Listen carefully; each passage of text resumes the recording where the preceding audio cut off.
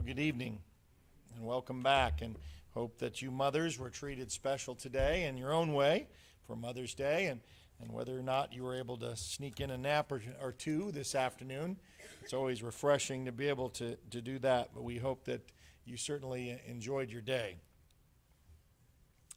The deepest question that you can ask, or anyone for that matter, and people throughout all generations have been asking, who am I?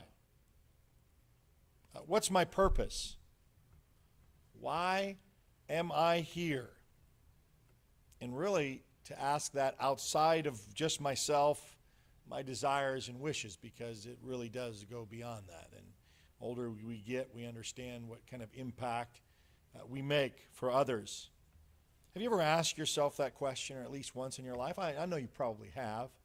Kind of the who am I question. What am I about? Where am I going?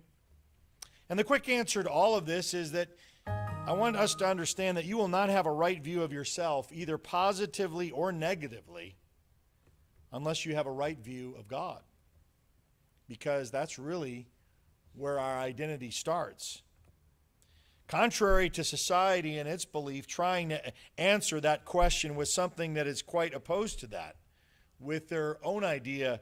And in a moment, I want to challenge that idea with what Moses had to find out himself with his own identity, as he even asked the Lord at the burning bush, well, who am I? God was going to put forth a message for him to carry out. He undermined all of that by really questioning, well, you've got the wrong guy. I'm not it. Who am I to be able to carry this on? And later he does find out who he is, and I hope that we can find that out as well. Who is our identity really found in? It could be for ourselves. We can live a lifetime and fill it all within ourselves and then call it a day. But there's so much more for that. Let me start out by saying that we are all taught at all levels of education. It really comes from a humanism movement. What you think about yourself all boils down to your self-confidence. It's all about your self-esteem. It's why parents are told over and over and over again to make sure your children have a high level of esteem, what they think about themselves, to pump themselves up. And we do this because we want to make sure that they won't have the extreme opposite, a very low self-esteem about themselves. So we're very concerned about that, because by telling them this, and we don't even really understand the hidden message behind this, if they fall into thinking of themselves very highly and having a high self-esteem, and there's nothing wrong with confidence, and there's nothing wrong with developing that, we start to think and know that the answer is found within ourselves. And that, again, goes back to the humanism movement. But quite on the contrary, in the New Testament, the Bible says we are to what? Lose ourselves. And even your own identity. And the scary verse to go along with that is that he who saves his or her life, if that's what you want to do and chase it, I got to save my life because it's so important. It's who I am. It's my identity. He who saves his life will what? Will lose it. And he who loses his life or identity for his sake will save it. That's found in Matthew 10 and again in chapter 16. And then our identity, if we are one of his children, is found in him. It just plainly, clearly says that our identity is found in him, and it will be revealed on that day. It's found in him, and it's Jesus that everyone, is to see. We say it, we talk the talk. Oh, let people see Christ living in me. We're only supposed to be a reflection. But we consume that, we take that away, and it becomes our identity. You are not your own, the Bible says. You have been bought with a price. How many more verses do we need to have in contrast to what the world is telling us? But how many of us has taken our lives back? And for ourselves, for example. Maybe the truth hurts in that department. The real answer is not really low self-esteem or even high self-esteem. Both are incorrect. The real answer is to really have no self-esteem. because it is to be free from myself. Paul expresses that when he asks, who will save me from this body of death? He says, I find myself doing the thing that I very hate. That's not who I am. But his deeds show otherwise.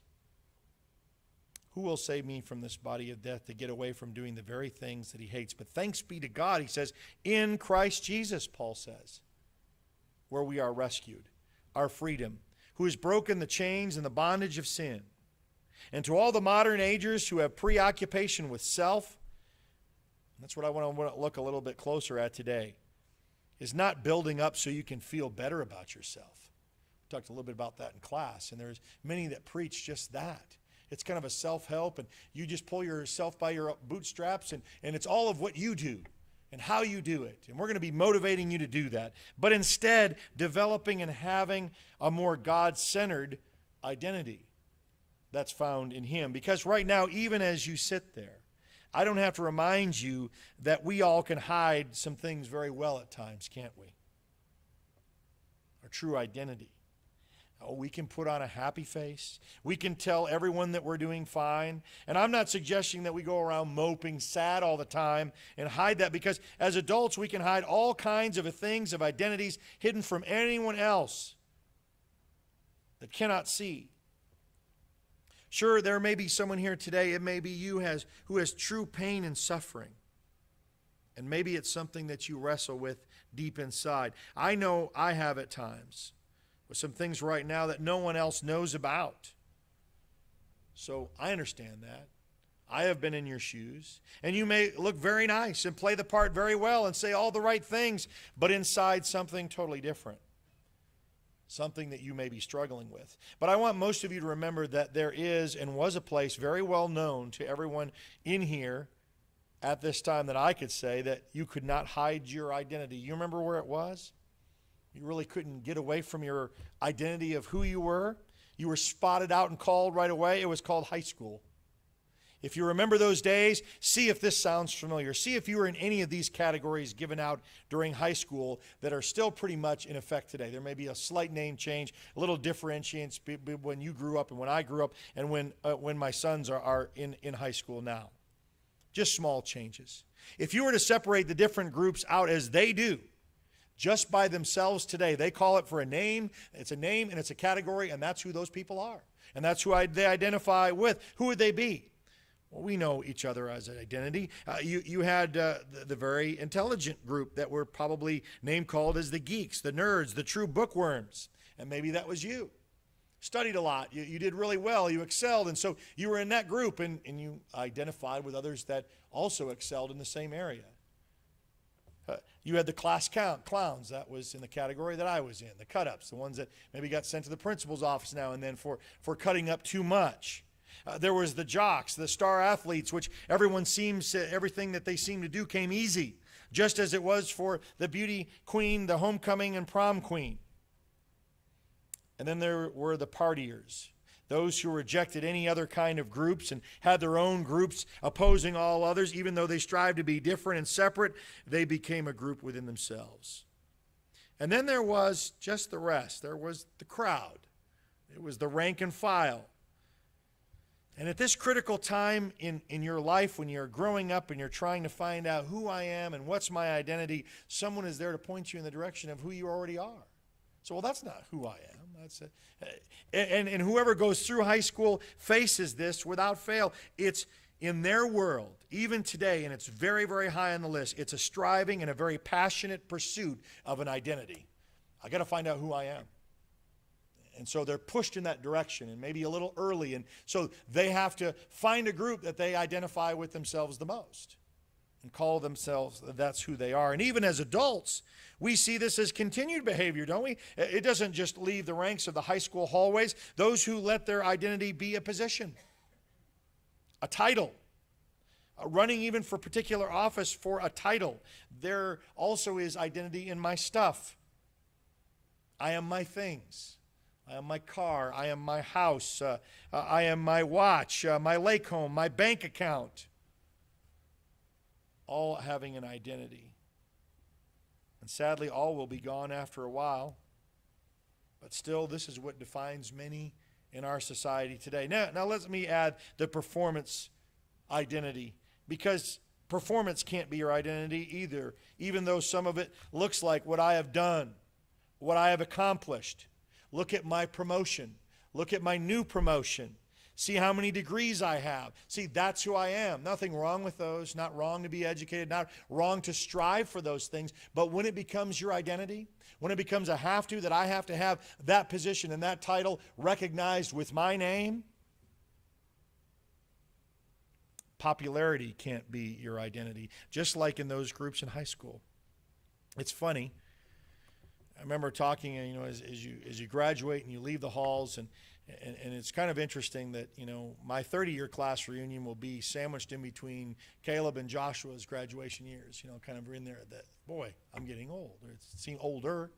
It seems that didn't really have been that far removed from high school. But, you notice that if you ever went to high school class reunions, I know some have, and maybe you've never ventured there. You say, I had no desires to go back, and I always thought they were a little fun. And my mom cautioned me that she says, don't really kind of go to the 10, because the 10 is always competition, right? The 10-year, you're just not that far removed from high school, and who's got the biggest job, and who makes the most money, and who's married to the most beautiful wife, and how many kids you've got. But it never fails as the 20 and the 30-year goes. They've lost that important job, divorced from that wife, possibly, change of life. They become what? More human. They set all those identities down. The job's really not that important. They just, all of a sudden, after the 25-year reunion, they kind of just want to see you. What are you up to? Oh, you got grandkids now already, at this point. And when you start talking about other things than what you were so captivated with, which was your concern. None of these are to define you, who you really are. The best discovery of who I am in our lives is finding out, number one, who is God, and who is God in my life. That's what Moses found out. If you would, let's examine what Moses was to find out in Exodus chapter 3, if you want to turn there for a reference point. Who are you and what anchors the soul? The sense of who we are will come from God's perspective, who each one of us was wonderfully made. Now, as you're turning there, Exodus comes right after the book of Genesis, the very first book in the Bible. This comes right after the stories of Adam, Noah, Abraham, Isaac, Jacob, who had his 12 sons, who will make up the nation of Israel. And one of those sons is Joseph. And I love Joseph's story. And Genesis ends with, and Joseph dies and was being buried. Not a very good thing, because I rattled off a whole history of what Genesis brings up that you know so well. What will it get to now? This will be the start of good things, not really the start of good things for the nation of Israel, because there's a problem with the nation, so God raises up a man who we all know of as Moses. He will get his people back to the land of Israel, the land of promise, but it won't be overnight.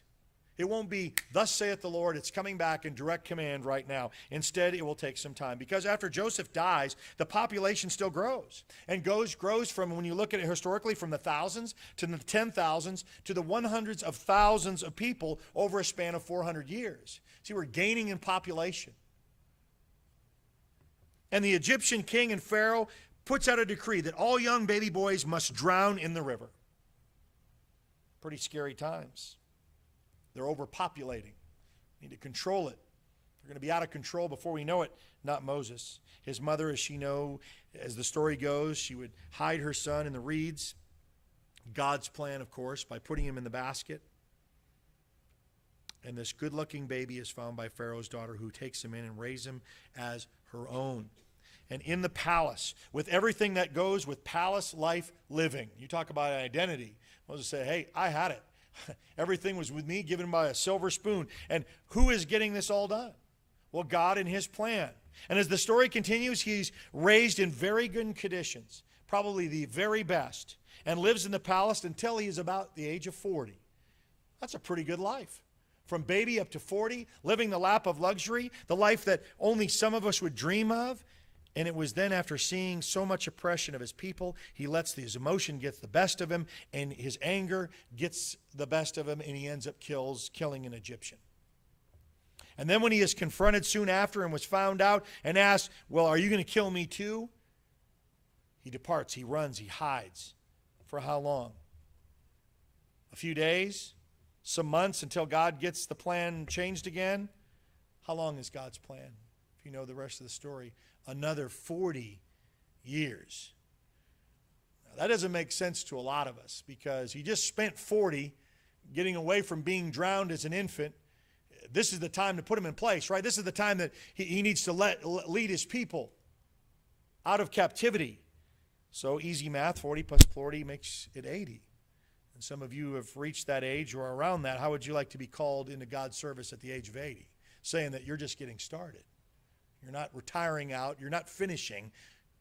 You are now finally prepared to go where I need for you to go. So God took a long time according to our standards and thinking, well, waiting 80 years to build up this man, why didn't he just stop him and get him in his prime right before he kills the Egyptian? And at 40, God could have used such a much younger man. See, that's our logic.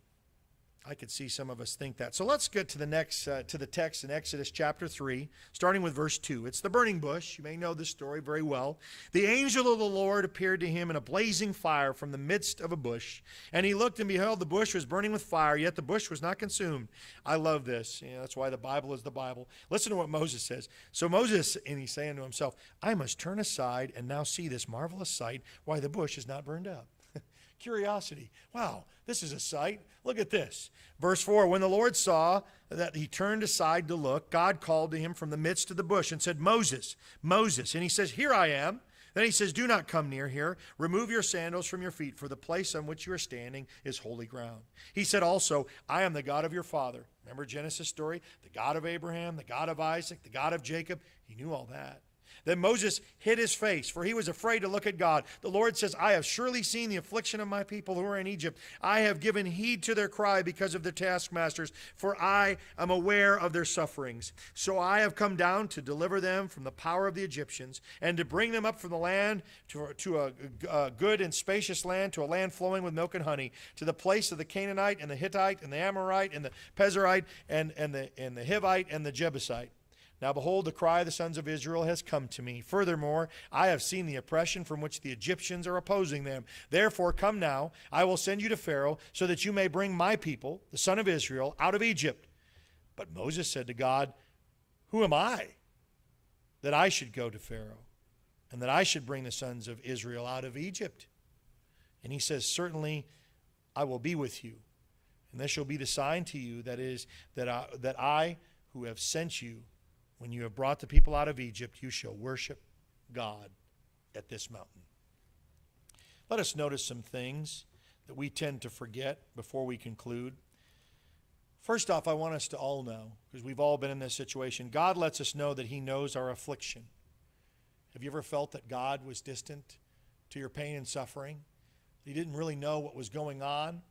Even though all of this was going on, God reminds Moses in verse 7, remember, most of us hide our identity in pain, where others don't know the true pain, the true identity, but God knows. God says he knows their suffering, and if he knows their suffering, guess whose suffering he also knows? Our suffering. He says he has heard their cry. Again, God has heard your cry. Have you been praying? He says, I know that. You've been praying, haven't you? The same God who has said that he saved your tears in a bottle.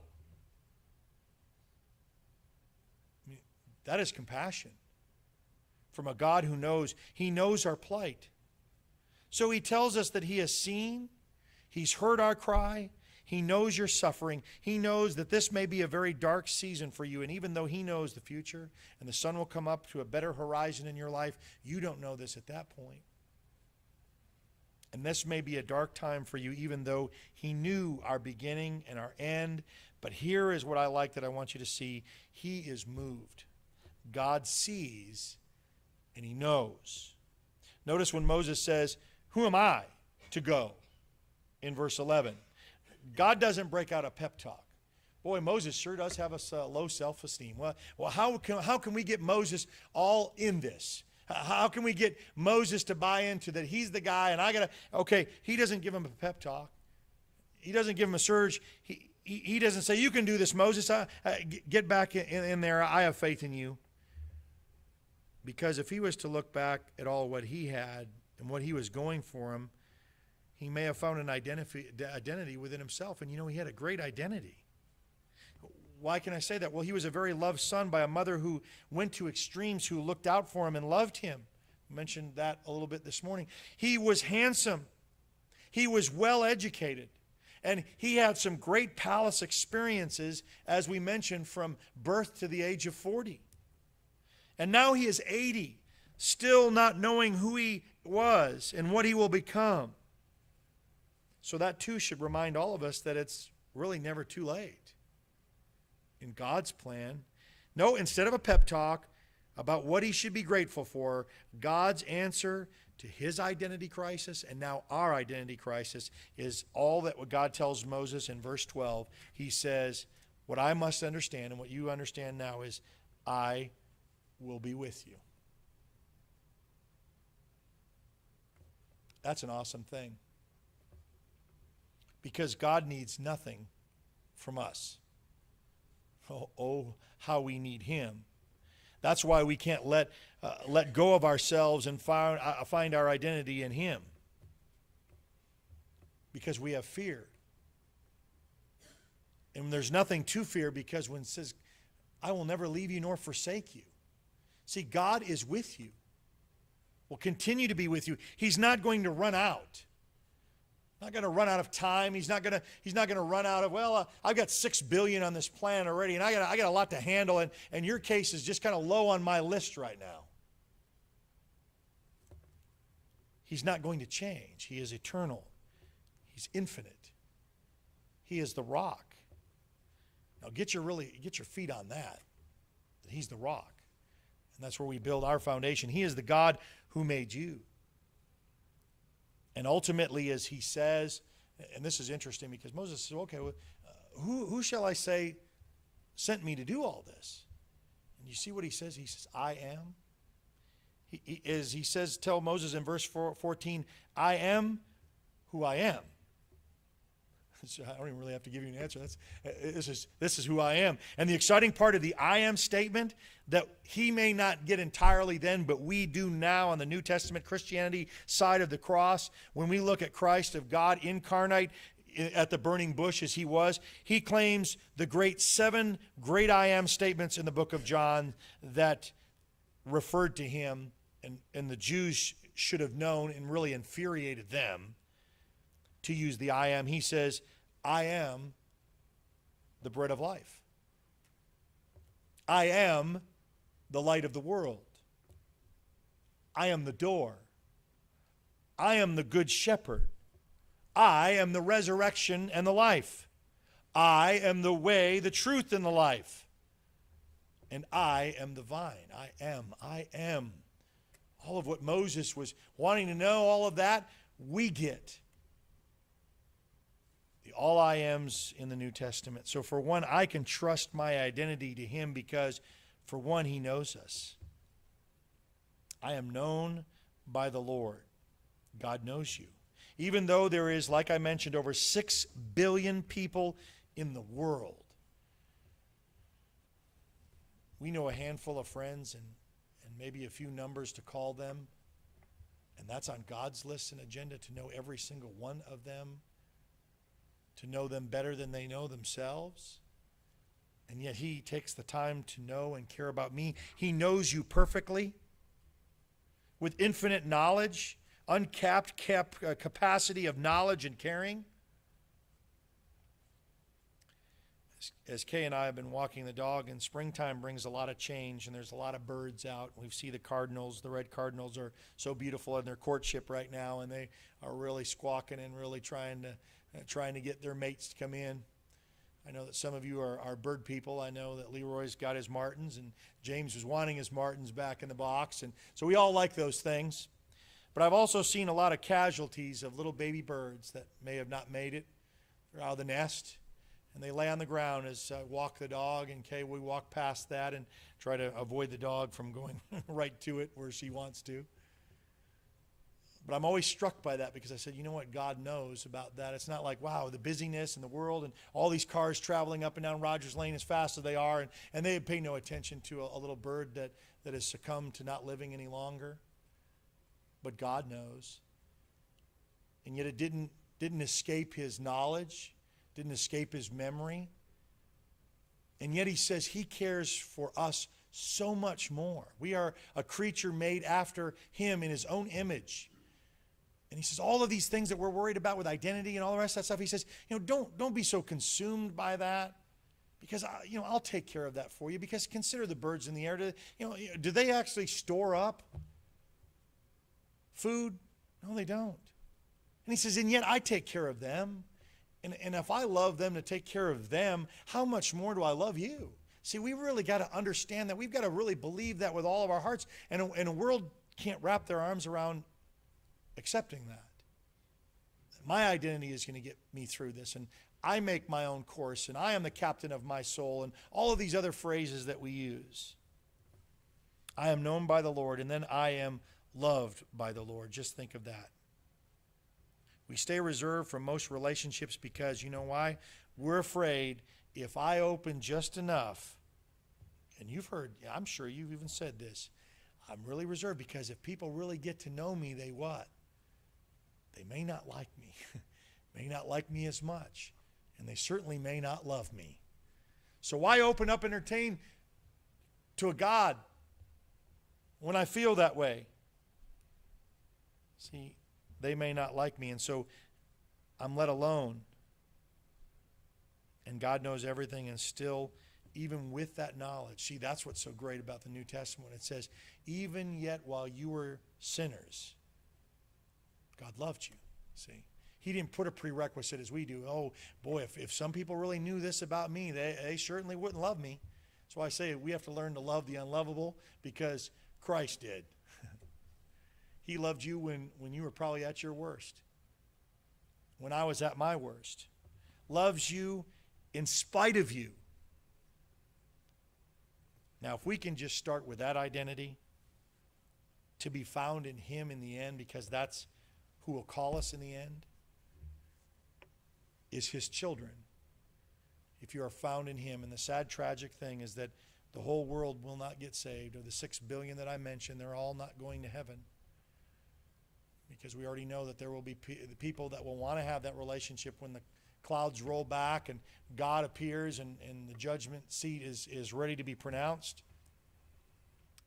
And he'll say to that group, depart from me, I never knew you. So it's really important that our identity is found in him, because he is coming back, as we know and as we believe. He's coming back to get his church, his bride. And I'm either going to be that and in that bride, or I'm going to be found wanting, and I'm going to be knocking at the door after the wedding has been closed off, the doors are shut, and there's the other parable as well. Some will come knocking and saying, let us in, and it will be too late. I hope that we can find our identity less and less within ourselves and be found more in him. It starts just like with Moses did, and it took 80 years to find that out.